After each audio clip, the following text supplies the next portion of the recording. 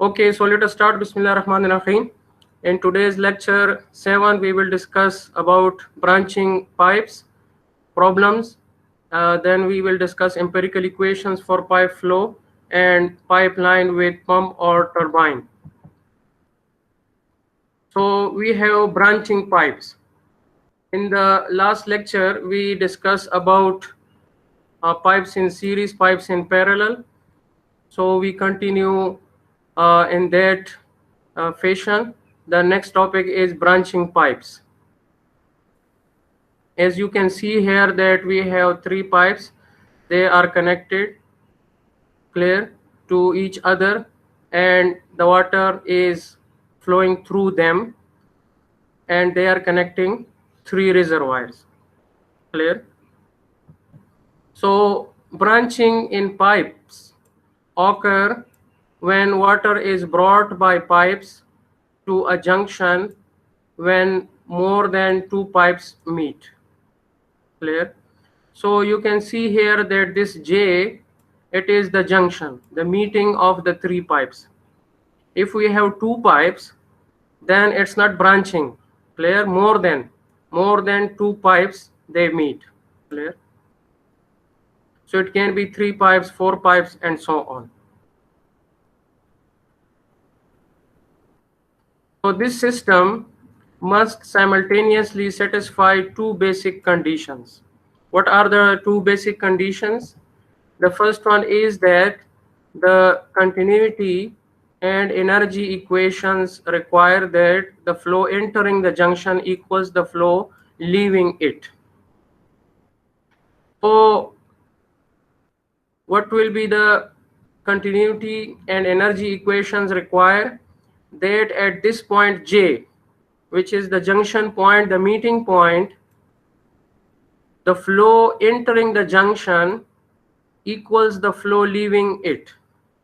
So it means that whatever flow is coming to the junction point of these 3 pipes, the same quantity of water should leave that junction. Clear? Or in other words, summation of flows must be equal to 0. And this summation of J, this summation of Q at J, summation of discharges at the junction point. So this will be equal to inflows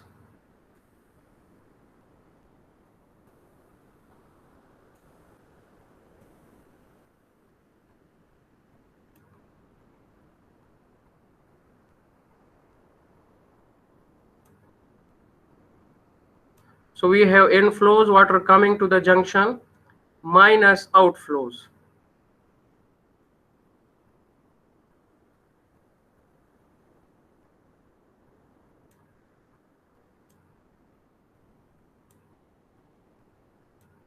And this must be equal to 0. This condition has to be satisfied.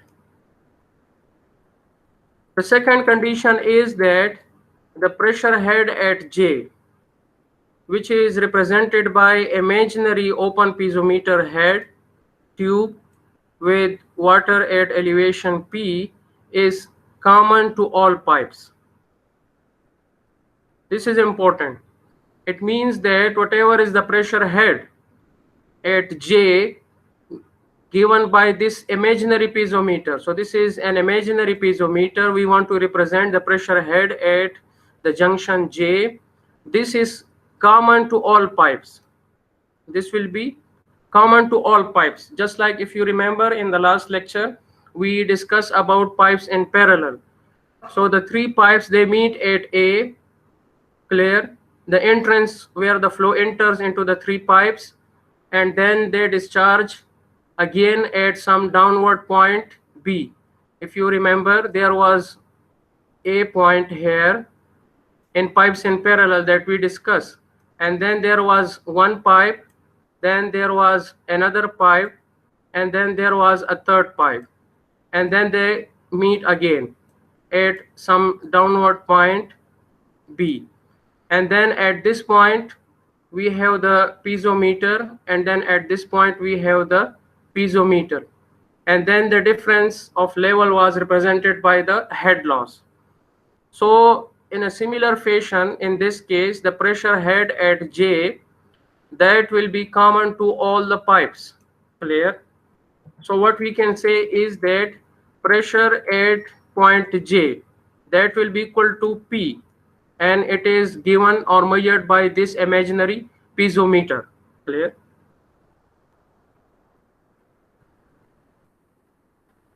If there are no pumps, the elevation of P must lie between the surface reservoirs A and C. So in this case, it is possible that we can have a pump. Clear?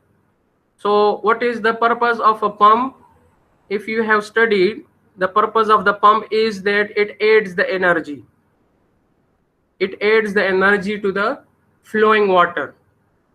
So then in that case, the water level can be raised, clear, to the required head provided by the pump. But if there are no pumps, we are assuming in all these cases that there are no pumps connected. So then the elevation of P must be between the surface reservoir A and C. It means that P will always be between A and B reservoir surfaces. You can see here this is point P. So this is the surface reservoir elevation of A, and this is C. Clear? So P is always between the two if there are no pumps. So we will discuss different cases.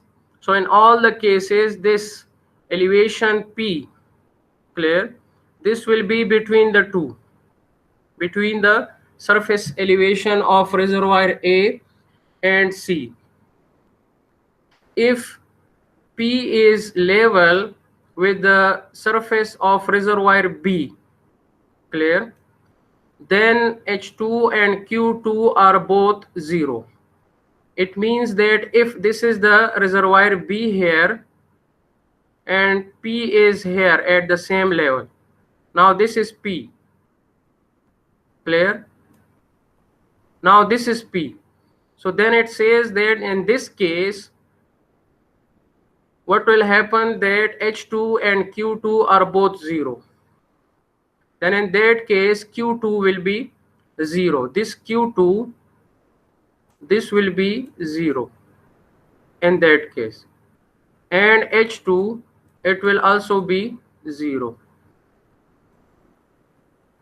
So in that case, P and here, the elevation of the surface reservoir B, if they are level, then in that case H2 and Q2 will be 0. Clear? In the second case, if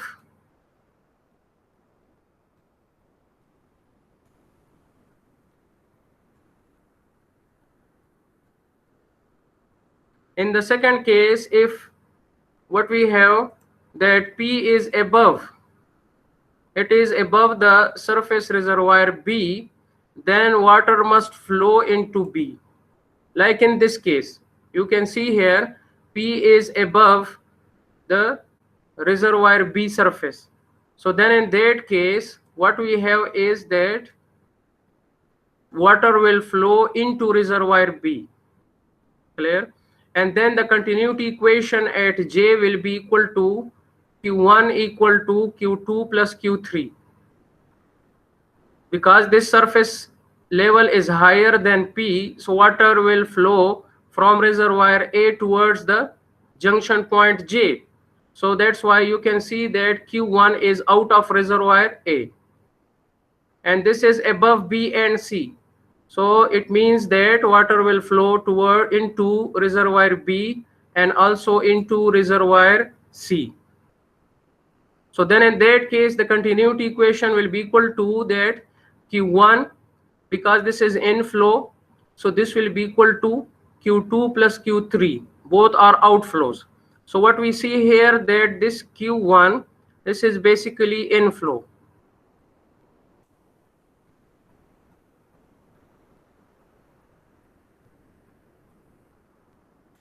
And this Q2 plus Q3, this is outflow.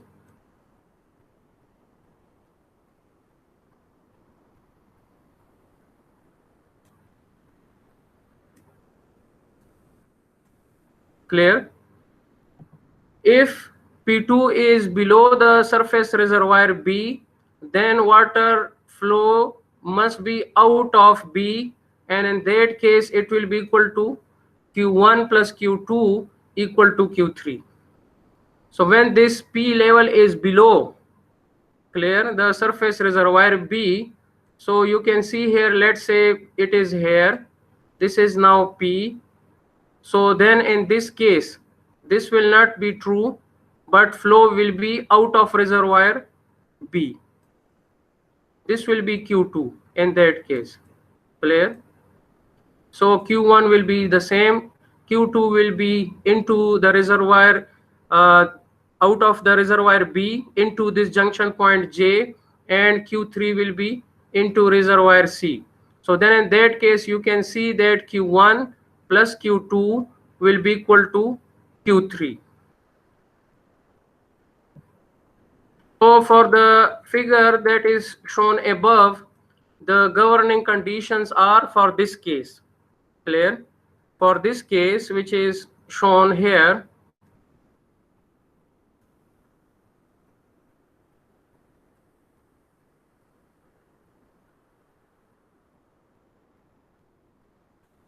so now in this case, you can see that Q1 will be equal to Q2 plus Q3.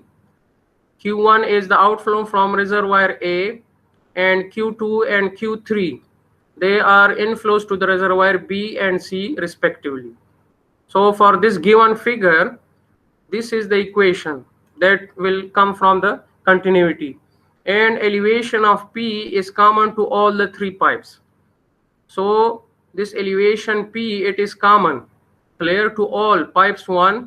This is here pipe 1, and we have pipe 2, and we have pipe 3. So because it is the common meeting point, so that is why this elevation of P, it is common to all the three pipes. Now we have different cases. So if we consider case A, in this case now the situation is that EP is greater than E2, where EP is the elevation of the water surface, clear, at this point P here, at this point P. This is elevation of the point B in the piezometer above an arbitrary datum. So if we consider that EP is greater than E2, now this is A2. You can see here, this is A2. So in this case, what we will have, that Q1 will be equal to Q2 plus Q3.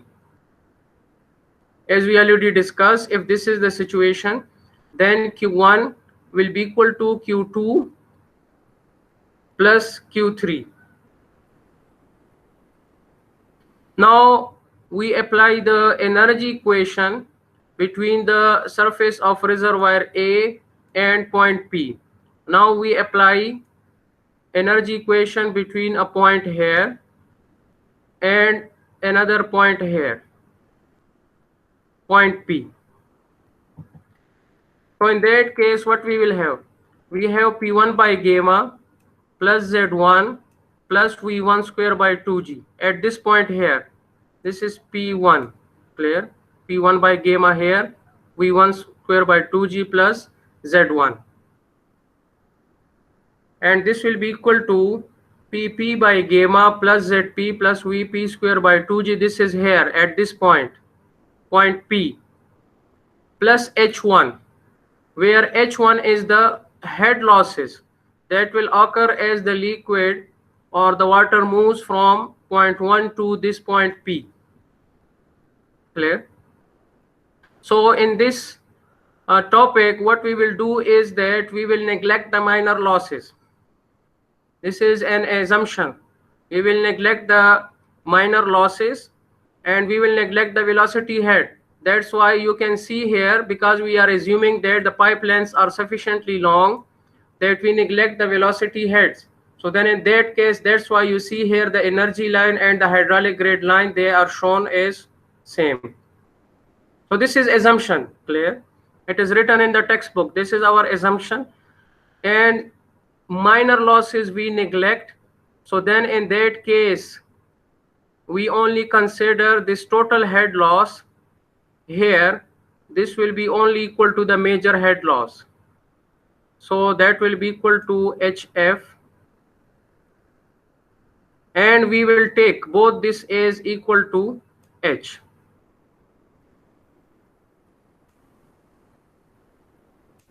So that's why it is written here H1 and H2 and H3.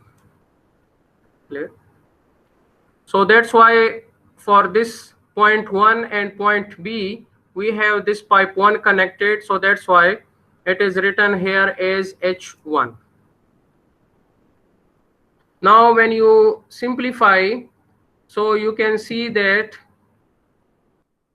this is our assumption. We assume that pipe lengths are sufficiently long, that minor losses and velocity heads are neglected.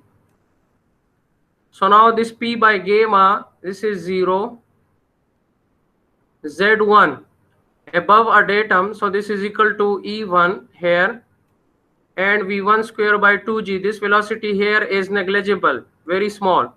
So this is 0 here, and then at this point again, this is open. So we can see that this is equal to 0. Now the elevation of this point P above a datum, it is represented by EP. So that's why this comes here as EP. And again here the velocity that is taken as equal to 0. And this H1 comes here. So when we apply the energy equation, we get this relationship that E1 is equal to EP plus H1.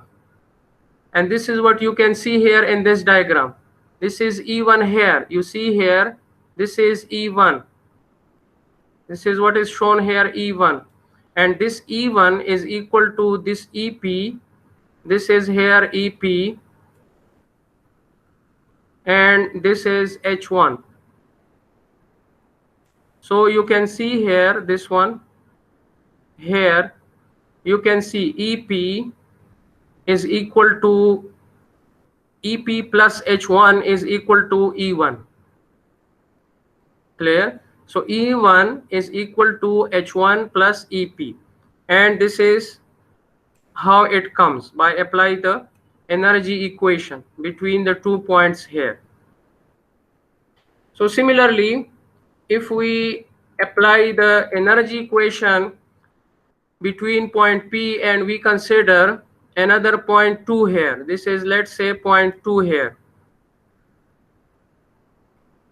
So what we will get? We will get EP equal to E2 plus H2. Now in this case, what will happen? That this is E2. This is E2. Clear? You can see here, this is EP. Sorry, this is EP. So this EP is equal to H2 plus E2.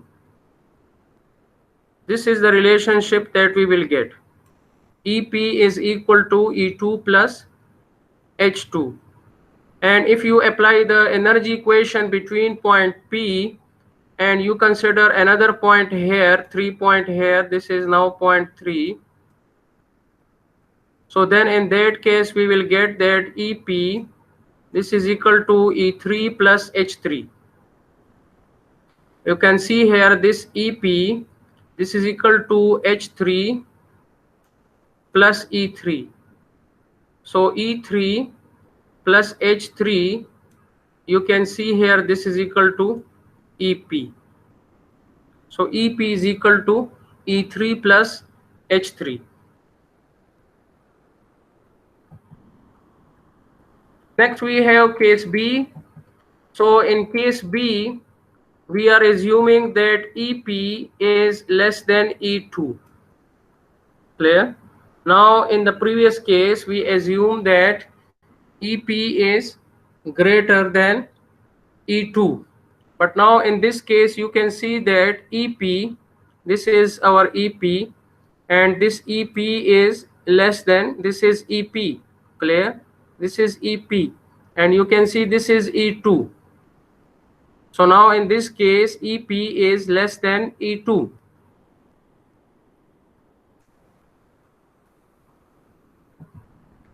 What will happen? When this EP, which is shown here, clear? Here in this piezometer, here we have this water EP. When it is less than E2, so what will happen, that the water will move out of reservoir B. You can see here that Q2 is now out of reservoir. Similarly, this P is lower than A. So what we have, that Q1, it is out of the reservoir A. Clear? But it is above C. So that's why Q3, it is into reservoir C. So now in this case, the continuity equation is that Q1 plus Q2 is equal to Q3. Now applying the energy equation between the surface reservoir A and point P, in this case, now again we consider here one point,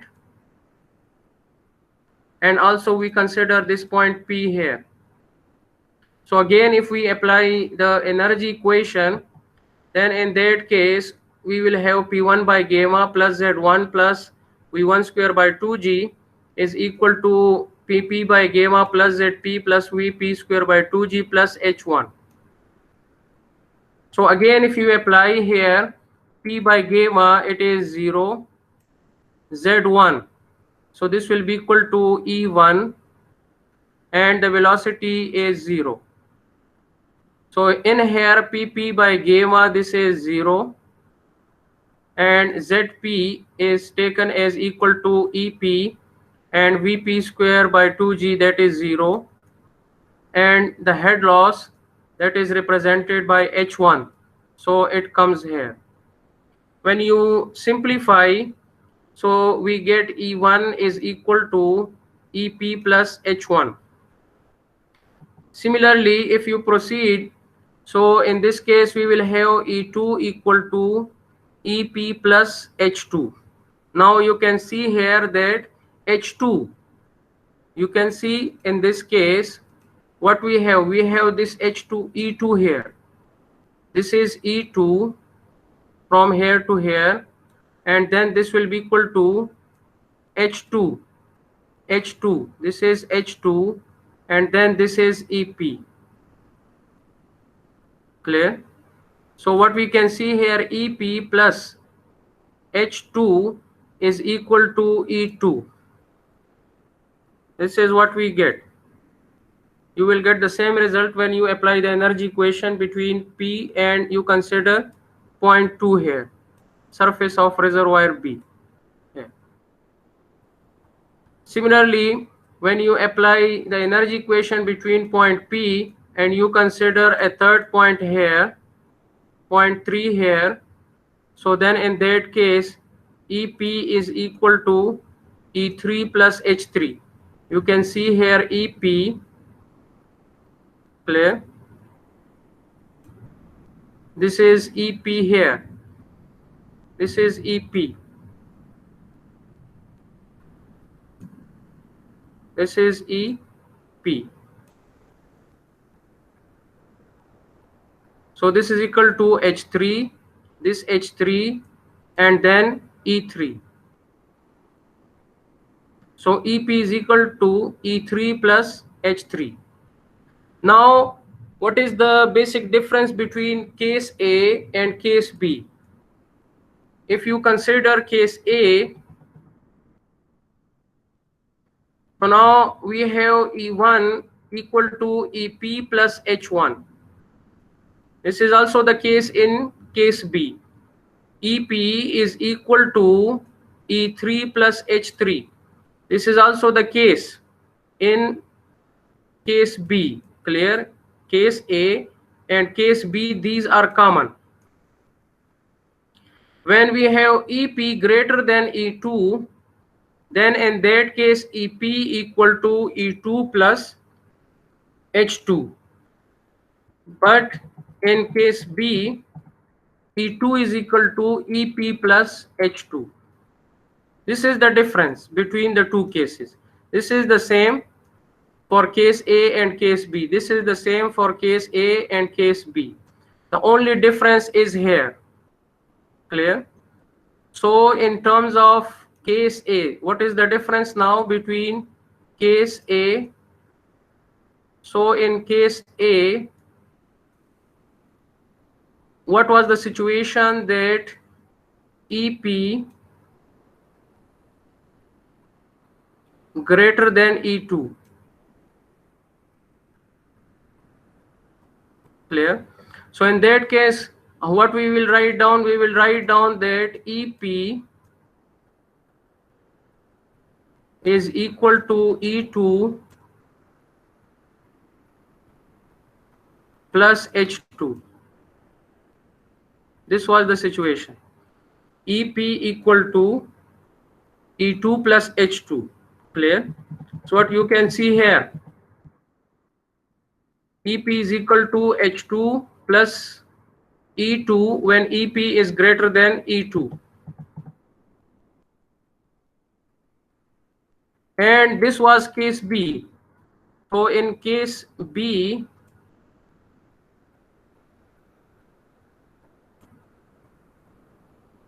what is the situation? We have EP less than E2. We have EP less than E2. And in this case, what we have? We have E2 is equal to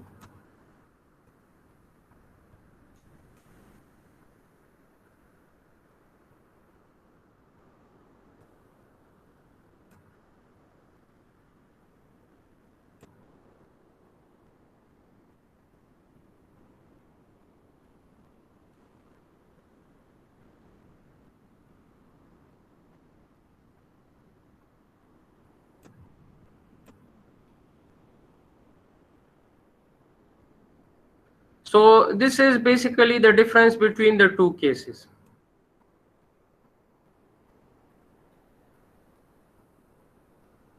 So it means that EP is between surface reservoir A and between the surface reservoir C in both the cases.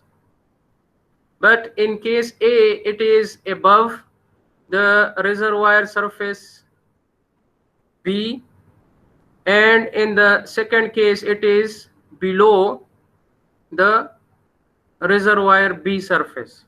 Clear? So this is essentially the difference between the two cases. So when we solve the problems, then you have to consider these conditions while solving the problems. Now, this diagram, it suggests several different problems. We can have different problems, but or cases, three of which will be discussed. So there can be different cases when we consider this arrangement for branching pipes. So three cases we will discuss. They are discussed in your textbook. So first is case 1. For what is the case 1? Find the flow to or from two reservoirs and the surface elevation of one of these, given the other flow and two elevations and all the pipe data. What it means? That E1, for example, E1 and E2 are given. All the other pipe lengths and diameters will be given, and Q1 or Q2 will be given.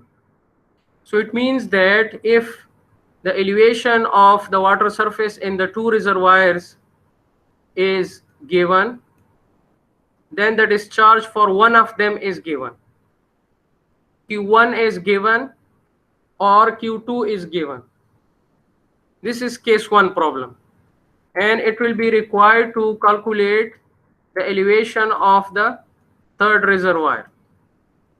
So this is case 1. What is case 1?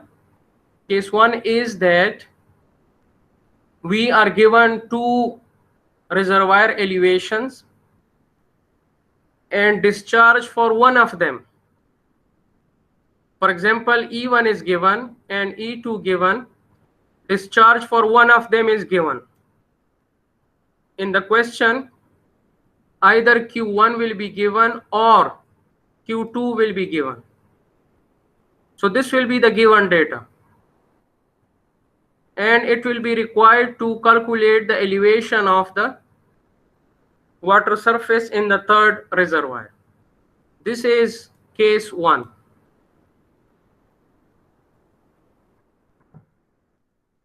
So if case 1 is given, how we will proceed to solve the problem for case 1? So in this case, let us assume that Q1 is given. Clear? E1, in this case, what we are assuming, that E1 is given, E2 is given, and let's say Q1 is given. It can be Q2 given, but either Q1 given or Q2 given, one of them will be given to us. So let us assume that Q1 is given. So how we proceed to solve the problem? You will calculate Q1 divided by A1 in order to get V1. Then H1 is given by, which is the major head loss, is given by the Darcy-Weisbach equation. F1 L1 by D1 V1 square by 2G. So now in this case, we need to calculate H1. So in here, clear, V1 you put from here. This length and diameter, these are given. Now from where F1 will come? This is the friction factor. So you will use Moody's chart or Holland equation to find proper value of F, this friction factor. Clear? So now you have V1, D1 is given. So for the fluid property, you can calculate the Reynolds number. You can calculate the Reynolds number, which is given as V into the diameter D divided by nu. Clear? Kinematic viscosity. So you can easily calculate the R, and then you can calculate E by D. The material property will be given to us. Clear? And the discharge, here it is given for pipe 1, so we can calculate V1. For that V1 you put here, D1 by fluid property, kinematic viscosity, you can calculate the Reynolds number, and then E, which is the absolute roughness, that will be given. The pipe material will be known to us, so we can calculate E by D, and then using this, either you go to Moody chart or use Holland equation, you can easily calculate the value of F. This we can calculate, and that you can put here in order to calculate H1. So now E1 is known to us, H1 you calculate from here, this you put here, so we can easily calculate EP. Now E2 is also given to us, so when you calculate EP, we can now easily calculate H2 according to case A or case B that we discuss. Clear? So now we calculate EP and E2 is given. So what you can do, according to case A and case B that we discuss, we can calculate H2. For example, I go back. here. You can see here case A or case B. So if EP is greater than E2, use this equation. If EP is less than E2, use this equation. Clear?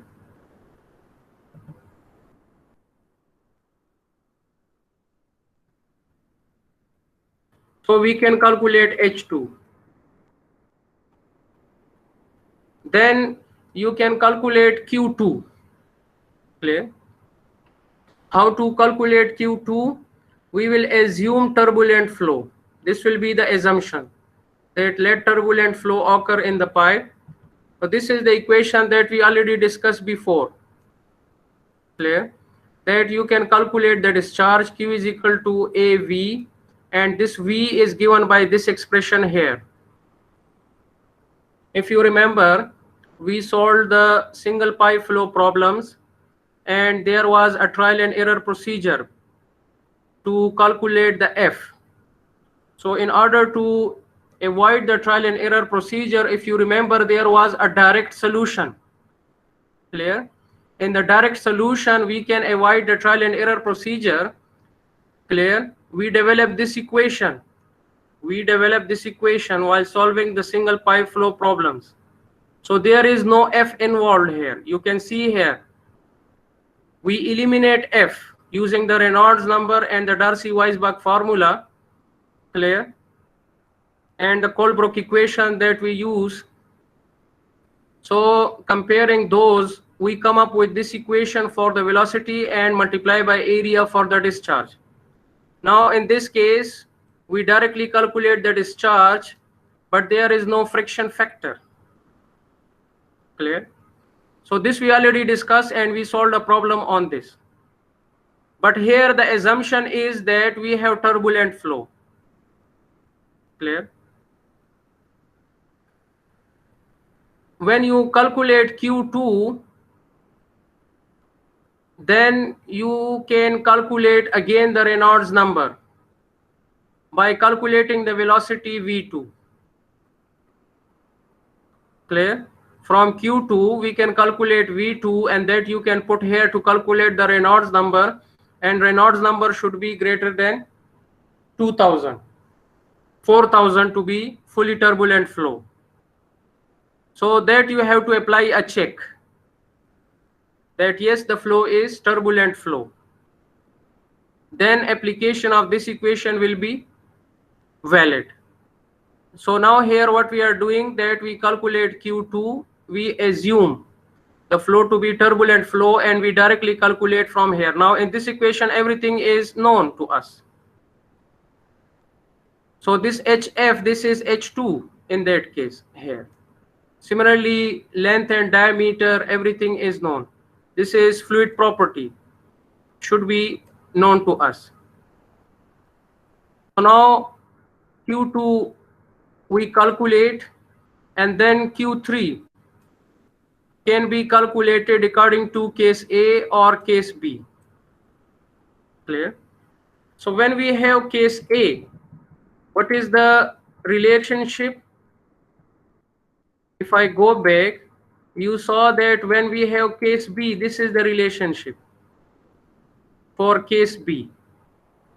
And if we have case A, then this is the relationship. Clear? In case A, then you can calculate Q3 because Q1 and Q2 are known, and Q3 you can calculate if we have case A. If we have case B, then you can use this relationship to calculate Q3. Clear?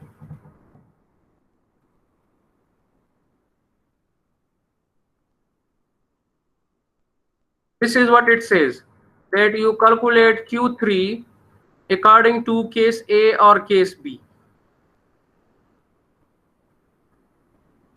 And then from Q3, we can calculate V3 equal to Q3 by A3. And then this V3 that you can put here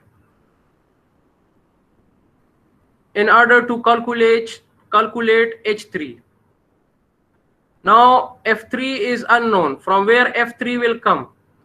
So for F3, we use the same concept here. You use Moody chart or Holland equation to calculate F3. Because now V3 is known, and then you can proceed like this. Calculate R3 and E by D for the third pipe, and then use Moody chart or Holland equation and calculate F3.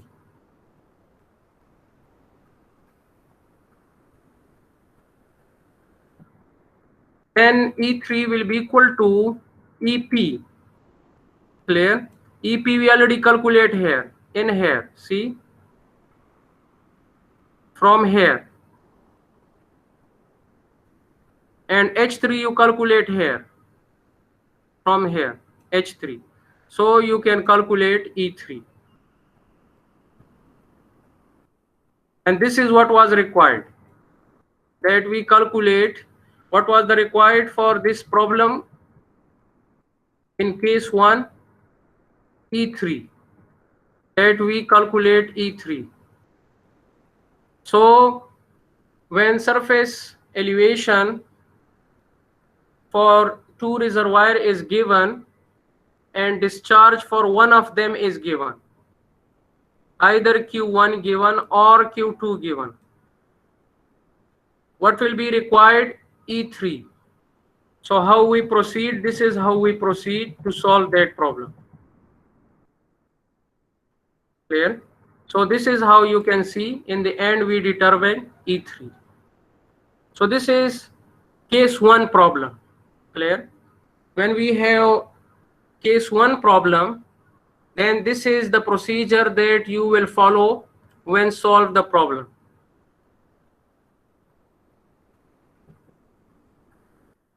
Next we have case 2. So what is case 2? Find the flow to or from two reservoirs and the surface elevation of the third given. The other flow and two elevations and all the pipe data. So find the flow to or from two reservoirs and the surface elevation of the third, given the other flow and two elevations and all the pipe data, means the length and the diameter. So in this case, suppose E1 and E3 given. We are supposing that, let's say, E1 is given and E3 is given. Given all the pipe lengths and diameters, and Q2 is given. So what is required to calculate E2? Now it is required to calculate E2. So this is case 2. What is case 2? That the elevation of the surface reservoir for 2, that will be given, and the discharge for the third will be given. Clear? If E1 is given and E3 is given, then Q2 will be given.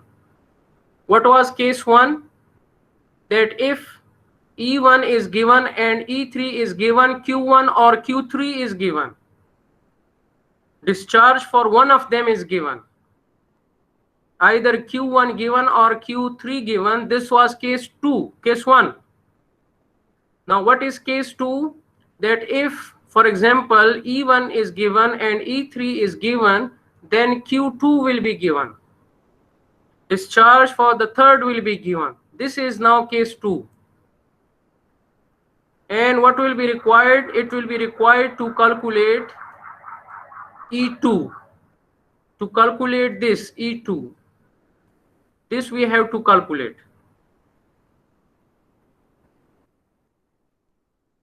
So now for case 2, how we will proceed to solve the problem, what steps we should follow in order to solve such type of problem.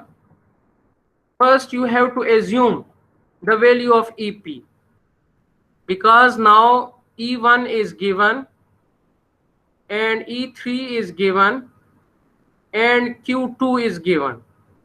This will be given to us. So we don't know that this EP. Clear? So this EP has to be between E1 and E3, because we saw that in all the cases EP, it will be between E1 and E3, but it can be above E2 or it can be below E2. So this is the difference. Clear? So now we don't know that this EP, where is this elevation lies, above this E2 or below this E2, but it must be between E1 and E3. So what we will do, that essentially it is a trial and error procedure. We will assume EP value, then we will find H1 and H3. If you assume the EP value, then we can find H1 and H3 from this expression that we already discussed. H1 will be equal to E1 minus EP. Clear? And H3 will be equal to EP minus E3. This equation that we discussed while discussing case A and B earlier. So using that expressions that we apply the energy equation between the points. So when EP is known, clear, then H1 you can calculate. Clear? So H1 will be equal to E1 minus EP. You see here. And H3, this is H3. This will be equal to EP minus E3.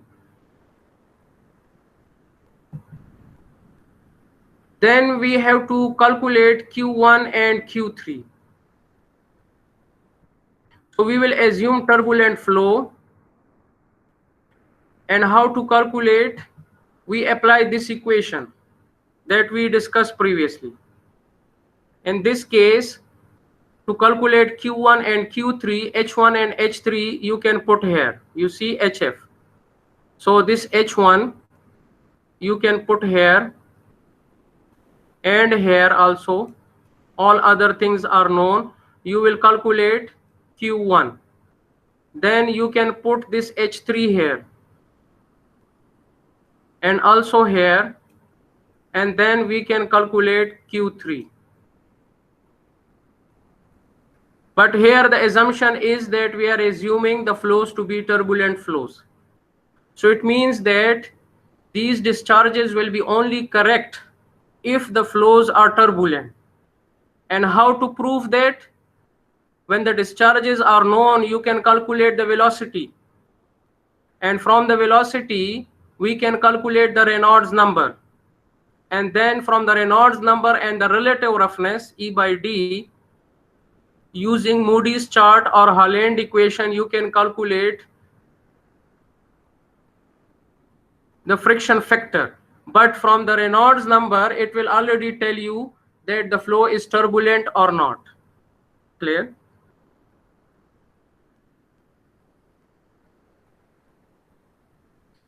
If these do not satisfy discharge relations at J, then we must adjust EP until they do so.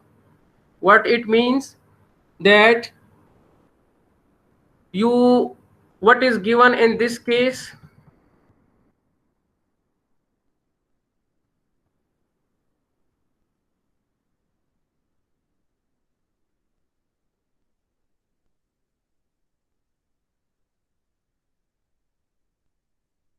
In this case, Q2 is given.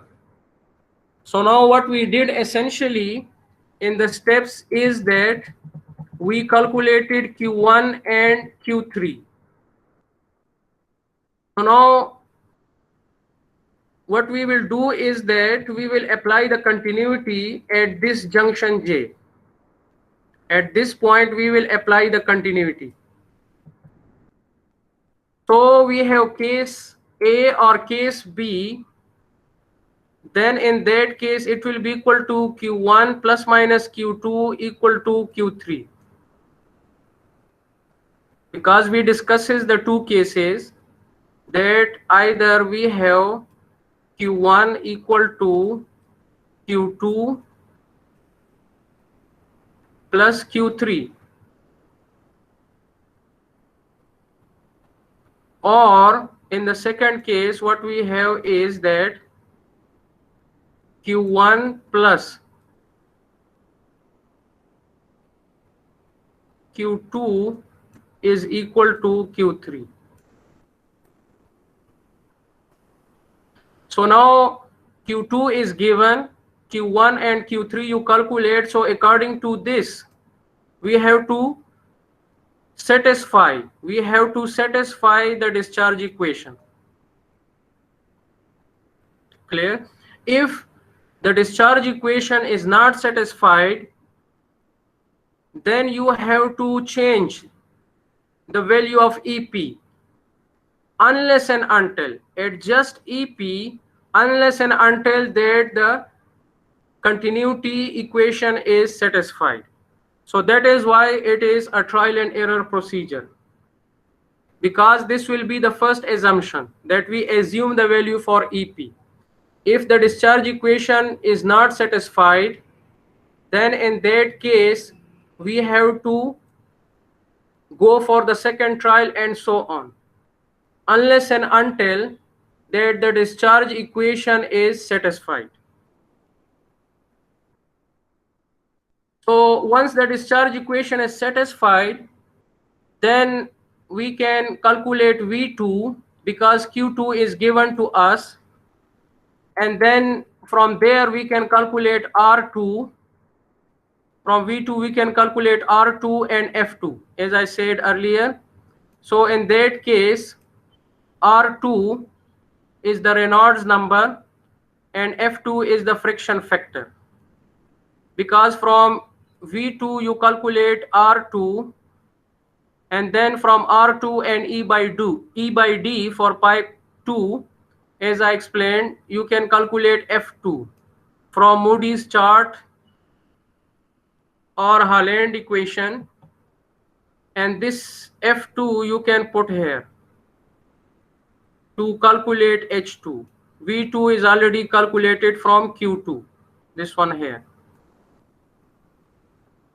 And then E2 will be equal to EP plus minus H2. Plus minus because we have two cases, as you saw here, case A and case B. So that's why accordingly then E2 will be equal to EP plus minus H2.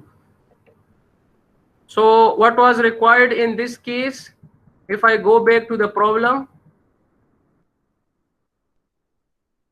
so this was required to calculate E2, the elevation of the water surface in the reservoir B. So these are the steps how you will proceed to calculate E2. This is what was required to calculate. Clear? Now in this case, as I said, that essentially we have a trial and error procedure.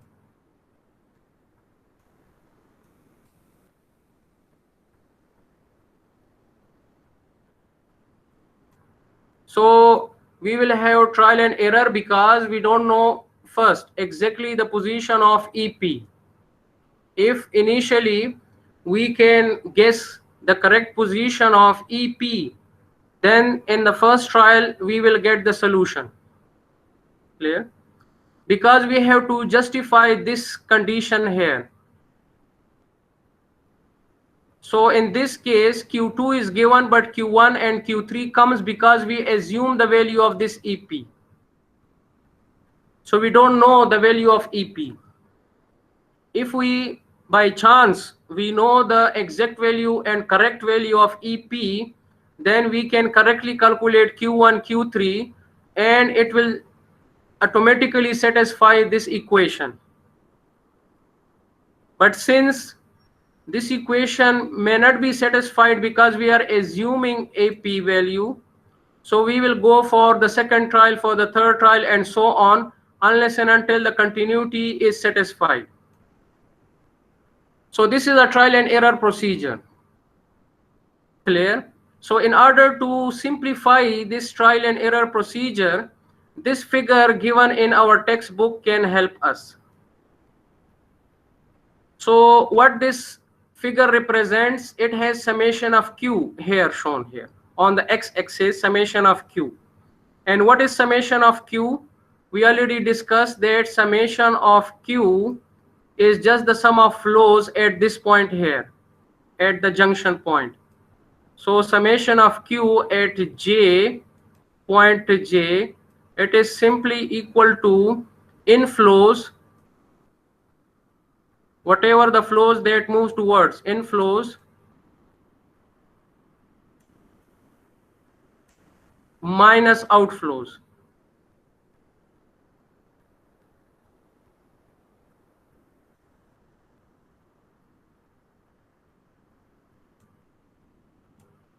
This is summation of qj. So the inflows that is coming to this junction j and the outflows. For example, in this diagram, what is the inflow? Inflow is q1. So in this diagram, according to this diagram here, this qj, this is equal to what? Inflows. What is the inflow? q1. Then we have minus. What are the outflows? So the outflow is q2 and q3. So this will be equal to q2 plus q3. This is summation of qj.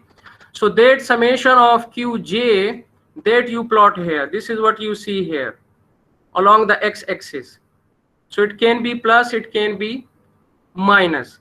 If inflows are more, clear, and outflows are less, it will be plus. But if outflows are more, inflows are less, then it will be minus.